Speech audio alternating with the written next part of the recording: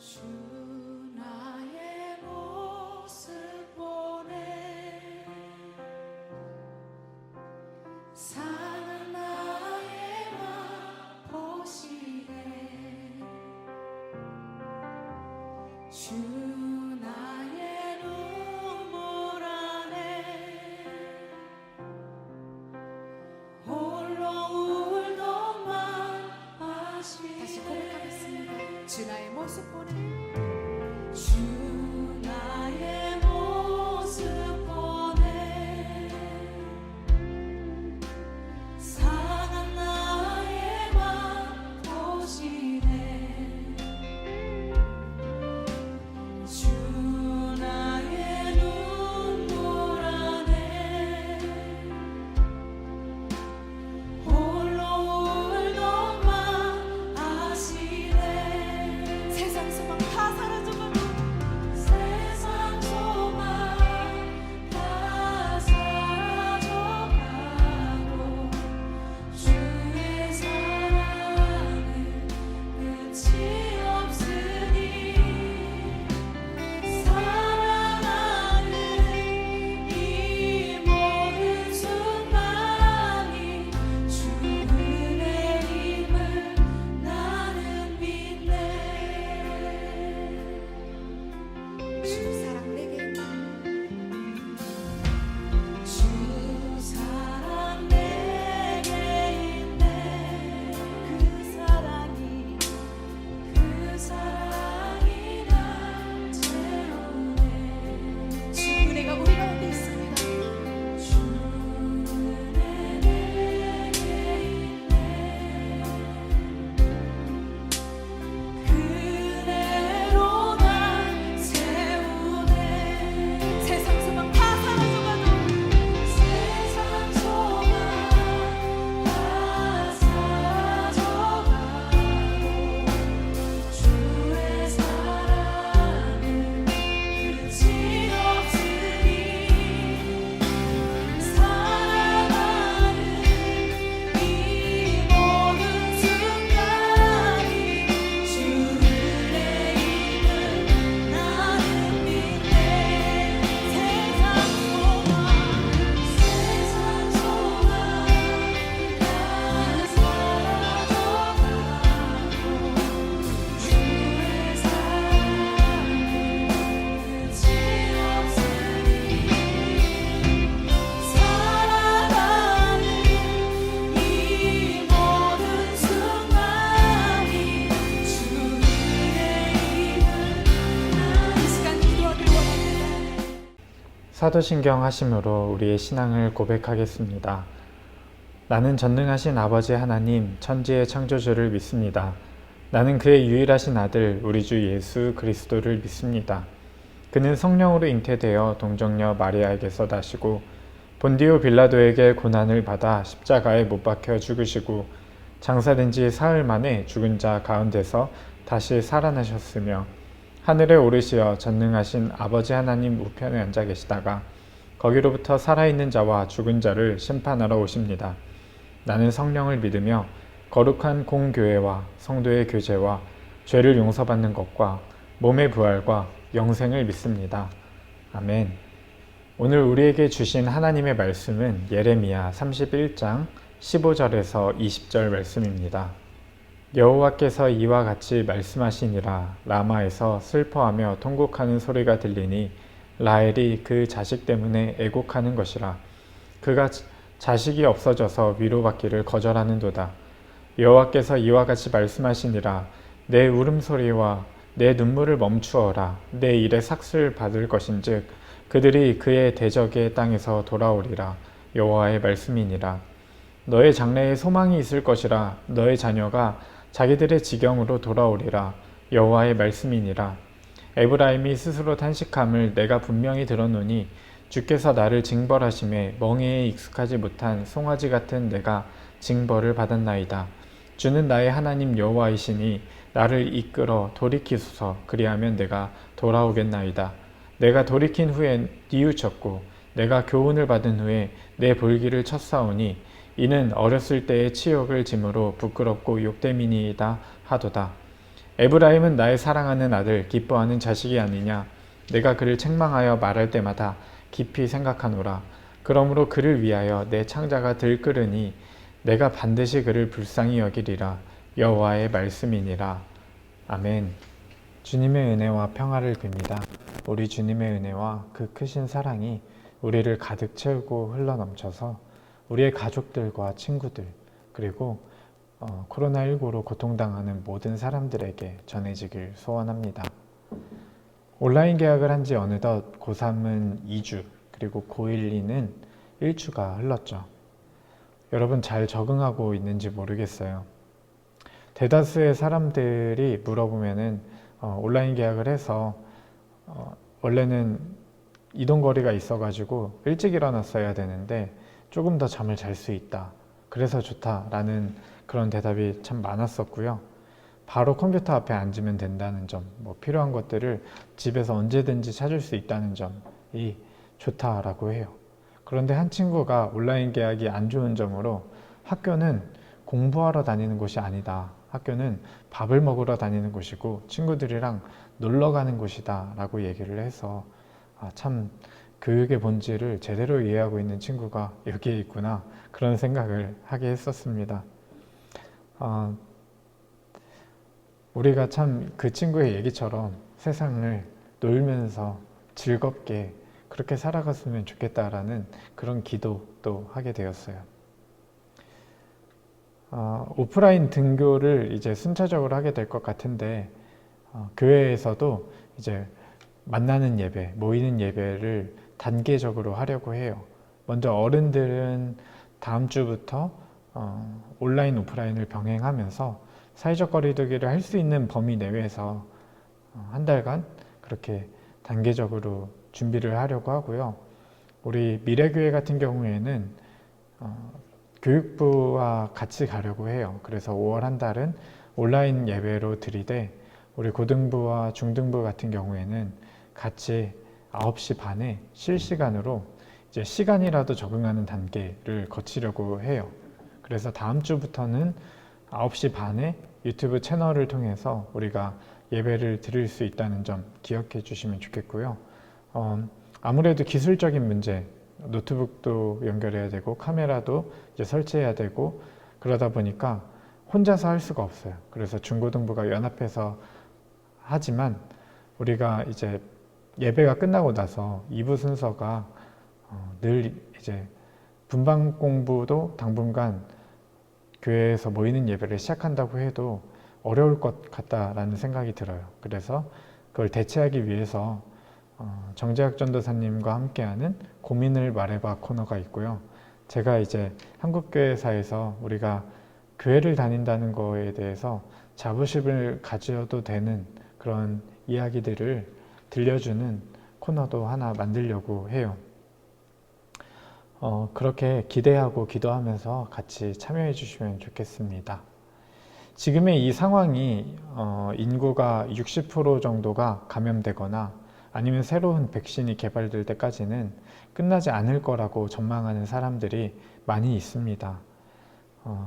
가을에는 다시 대유행이 올 것이라고 얘기하는 사람들도 있고요. 그러다 보니까 지금의 새로운 일상이 비일상이 새로운 일상이 될 것이라고 하는 그런 전망들도 나오고 있죠. 우리의 신앙생활도 새로운 일상을 맞이하게 될 것 같아요. 직장 생활을 하는 사람들 중에는 간혹 혹시 지난주에 교회 다녀왔냐? 라는 질문을 여전히 듣는 사람들이 있어요. 이 시기를 거치면서 혐오와 배제가 생겨나게 된 것이죠. 아마 여러분도 학교로 돌아가게 되면은 친구들 사이에서 가끔은 그런 질문 들을 수 있지 않을까 생각하게 되었어요. 이전의 생활과 신앙생활과 우리가 똑같이 돌아갈 수 있을까? 그런 생각을 이번 주에 하게 되었어요. 아마도 우리가 새로운 일상의 국면을 맞이하듯이 우리 신앙생활도 새로운 국면을 맞이하게 될 것이다 라는 생각이 들었습니다. 1910년에 스코틀랜드에 있는 에딘버러라는 도시에 전 세계의 이제 선교사들이 모여서 선교사 대회를 열었어요. 그때 그 선교사 대회 주제가 이 세대 안에 전 세계를 복음화하자였어요. 그런 취지와 그런 목표를 가지고 선교사들이 모였죠. 그러다 보니까 이제 뭐 같은 지역에서 다른 교단, 교회끼리 경쟁하는 문제라든가 그런 것들을 이제 논의하면서 우리가 어떻게 복음을 전할까가 중심되는 그런 이슈였던 거죠. 그런데 불과 4년 뒤에 이 질문은 산산조각이 나요. 기독교 세계끼리, 기독교 세계 안에서 기독교 국가끼리 전쟁이 일어난 거죠. 정말 참담했고 수많은 사망자와 부상자를 냈고 수많은 고아들을 만들었고 수많은 미망인들을 만들었던 그런 전쟁을 기독교라고 하는 기독교 국가를 자부하는 그런 나라들이 만들어낸 거죠. 그래서 그 질문이 바뀌어요. 어떻게 복음을 전할까가 아니라 왜 복음인가? 왜 여전히 복음인가? 아니 복음은 도대체 뭔가 하는 질문이 떠오르게 된 거죠. 아마 우리의 새로운 신앙생활의 국면에서도 이 질문으로 바뀌지 않을까 하는 생각이 들어요. 이전에는 어떻게 교회로 데려올까? 어떻게 복음을 전할까? 그것이 한국교회 안에서 화두였었다면은 이제는 왜 복음일까?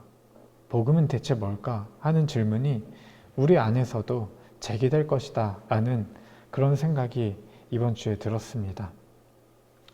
1904년에서 5년 사이에 이제 한반도와 청나라 일대에서 열강이라고 불리는 러시아와 일본이 전쟁을 벌이게 되죠. 당시 사람들에게는 아주 충격적이게도 일본이 그 전쟁에서 승리를 합니다. 그 여파가 한반도에도 미친 것이 일사늑약이죠. 일본은 이 시기에 스스로 신의 나라, 신의 국가라고 자부하게 되었어요. 근대 국가에서는 상상하기조차 힘든 재정일치 사회를 이 국가 신도로 이루어내게 되죠. 우리나라를 포함해서 수많은 아시아의 국가들이 이 일본 아래서 고통을 당했어요. 일본의 야심은 끝이 없었고 결국 세계 제1로 여겨지던 미국의 진주만을 공습하게 되죠. 그 결과는 여러분이 중학교 때 다 다녀왔을 법한 그 나가사키에 원자폭탄이 떨어진 거죠. 히로시마와 나가사키에 이제 원자폭탄이 떨어지는 그 결과를 초래했어요. 처음이자 마지막이었죠. 일본은 아시아의 많은 나라들에게 고통을 주었던 나라이기도 하지만 일본 내적으로도 굉장히 일본인들을 억압하고 공동체주의를 소멸시키면서 내적으로도 고난을 주었던 나라이기도 해요. 천황을 위해서는 목숨도 바칠 수 있고 개인의 의견은 묵살되는 그런 전체주의 사회.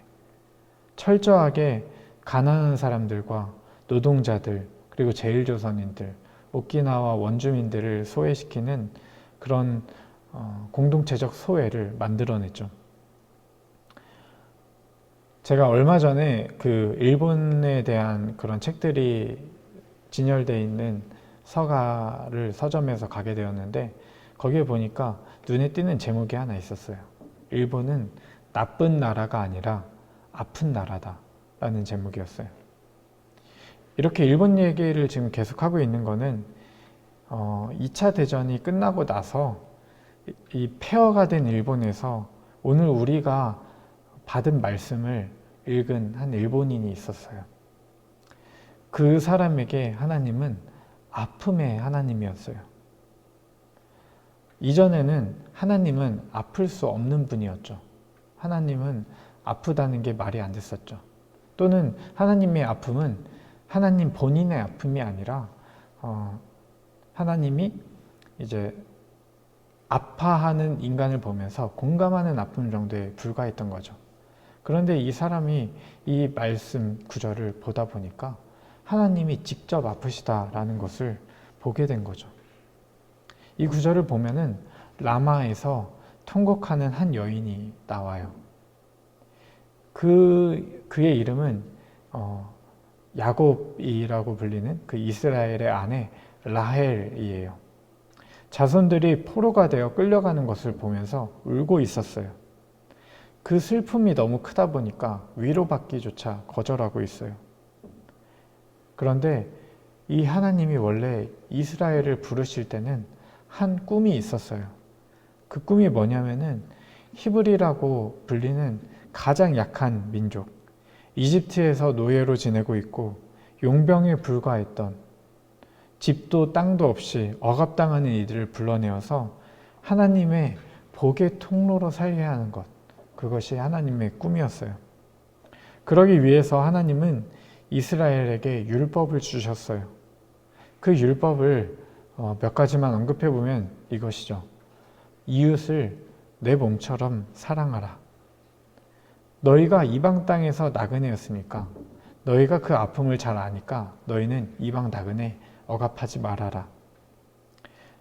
남는 것을 만들지 말고, 남는 것은 다 썩으니까 공동체를 위해서 모든 것을 필요한 것만 거두어라. 땅을 사고 팔지 말아라 라고 하는 것이었죠. 또 왕을 세워 섬기지 말라는 것이었어요. 바알 신앙을 가진 이세벨이 이스라엘의 악하다고 얘기되는 그런 왕 아합과 결혼했을 때 아합은 그렇게 악한 왕으로 분류됨에도 불구하고 이 땅을 사는 것에 대해서, 땅을 빼앗는 것에 대해서 굉장히 주저해요. 그러자 이 이세벨이 비아냥거리면서 왕이 그것도 못하냐, 그렇게 해서 결국 그 땅을 빼앗게 되죠.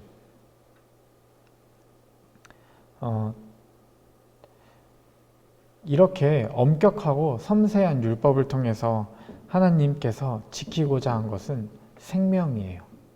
한 사람의 생명은 결국 공동체의 생명이기 때문에 그 전체의 생명을 하나님께서는 지키고자 하셨죠. 그런데 이 생명을 지키는 율법을 이스라엘이 어기게 되었어요. 하나님께서 이런 이스라엘에게 진노하지 않으시면 하나님은 더 이상 공의로운 분이 아니셨죠. 그런데 동시에 하나님은 이스라엘을, 그런 이스라엘인데도 불구하고 극진히 사랑하셨어요. 그래서 하나님은 그 극진하신 사랑과 정의로운 진노가 한데 어우러져서 아픔의 하나님이 되었어요. 창자가 들끓을 정도의 아픔이었다라고 묘사하고 있어요. 사랑의 하나님은 이스라엘에게, 또 인간에게 회복을 명하세요. 포로된 이스라엘이 돌아오게 되리라 그렇게 선언하세요. 너의 장래에 소망이 있을 것이다 라고 새로운 약속을 주시기도 하셔요. 그런데 이 우리가 만들어낸 절망과 하나님의 소망 사이에는 하나님의 아픔이 놓여 있어요. 하나님의 아픔의 신비가 바로 절망에서 소망으로 가게 하는 그 과정에 있다는 것이죠. 로마서 1장 17절은 이렇게 고백해요. 복음에는 하나님의 의가 나타나서 믿음으로 믿음에 이르게 하나니 오직 의인은 믿음으로 말미암아 살리라 함과 같으니라. 복음에는 하나님의 의가 나타나죠. 그리고 하나님의 의는 하나님의 신실하심으로 우리도 그 하나님의 신실하심에 이르게 하는 거죠. 그래서 하나님의 의로 의롭게 된 우리는 하나님의 신실하심으로 살아가게 되는 것이에요. 이 구절에 믿음 대신 아픔을 넣어서 조금 바꾸어 보면 이렇게 되죠. 복음에는 하나님의 의가 나타나요. 그래서 하나님의 구원하는 아픔은 우리의 아픔조차 구원하는 아픔으로 바꾸어 가세요. 그래서 오직 의인은 아픔으로 살아가게 되는 거예요. 우리가 당하는 아픔에는 두 가지 종류가 있을 것 같아요. 정말 일본처럼 스스로 자업자득하는 그런 인과적인 아픔이 있겠죠. 그런데 그런 일본이 만들어낸 구조 때문에 한국처럼, 또 동남아의 여러 나라들처럼, 대만처럼, 또 중국처럼, 또 일본 안에서도 현재도 그렇게 소외된 공동체주의 때문에 아파하는 사람들이 생겨나게 되죠. 그 사람들의 아픔은 무고한 아픔이에요. 어쩌면은 우리가 당하는 아픔도 상당 부분이 무고한 아픔일 수 있어요. 대표적인 게 우리가 경험하는 입시가 그렇겠죠. 하나님을 모르는 아픔은 그저 그 아픔에서 끝이 나요. 그냥 아픔은 나를 괴롭게 하고, 나를 병들게 하고, 나를 고독하게 하고, 나를 죽게 하는 그런 아픔으로 끝이 나요. 그런데 하나님의 복음은 하나님의 의가 나타나서 우리의 아픔을 하나님의 아픔으로, 세상을 구원해가는 하나님의 아픔으로 삼아 가신다는 거예요. 그런 하나님의 아픔에 이르게 한다는 거예요. 그 신비를 담아내는 것이 바로 오늘도 우리에게 들려져야 하는 복음인 것이죠. 여전히 아픈 세상의 한복판에서 우리는 왜 여전히 복음이 필요한가?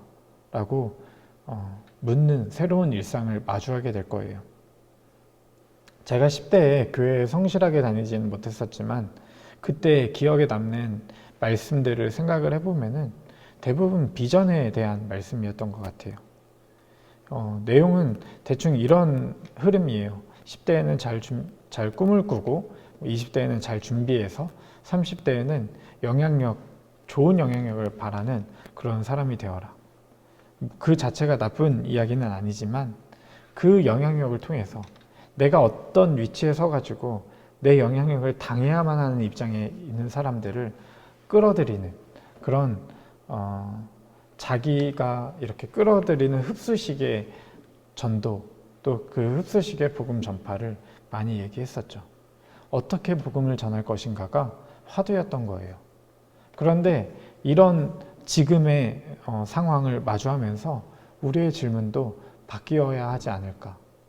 1차 대전 이후에 도대체 복음이 뭔가, 왜 여전히 복음이 필요한가를 묻게 되었던 그런 기독교의 세계처럼 우리도 그래야 하지 않을까.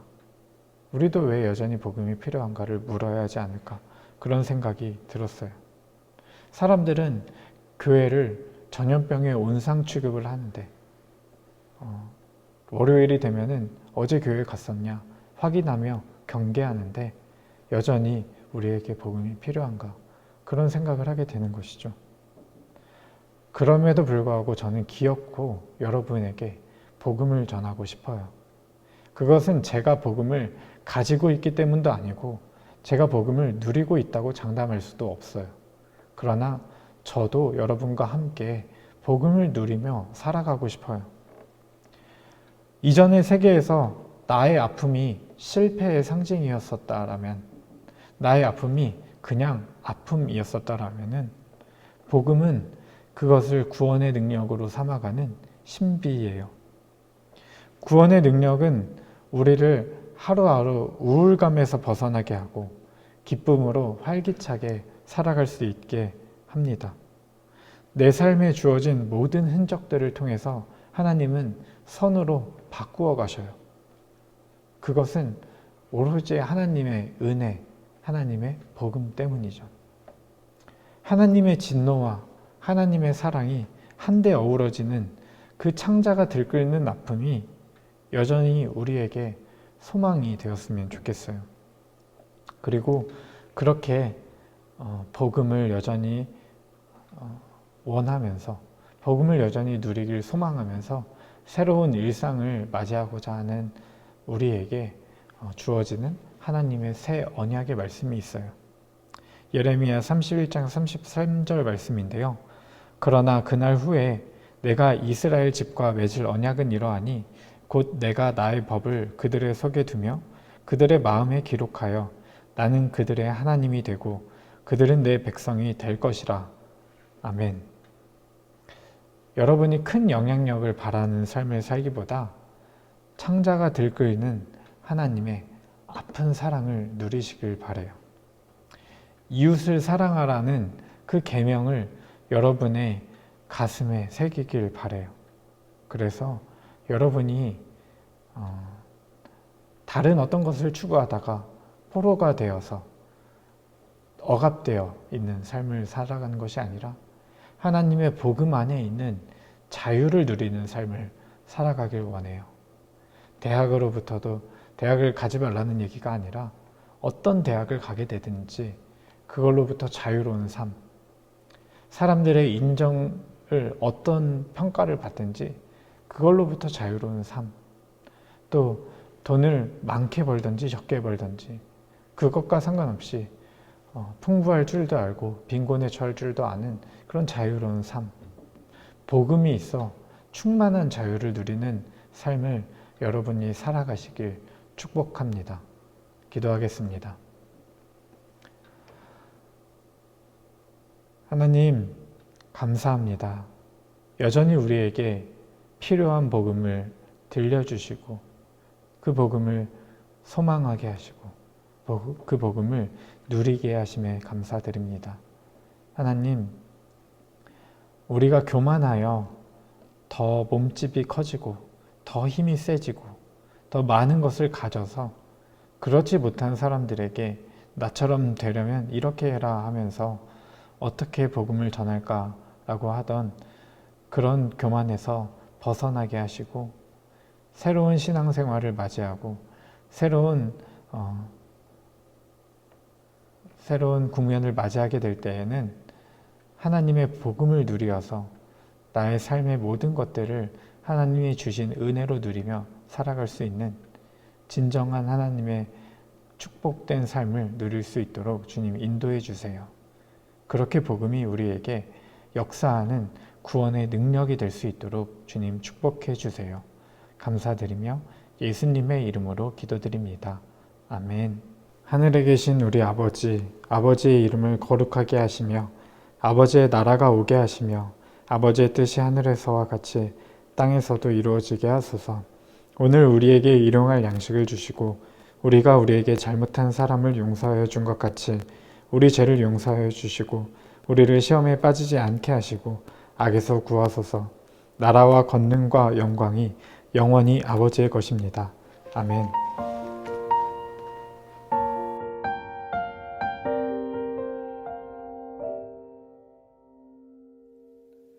이곳에 임하신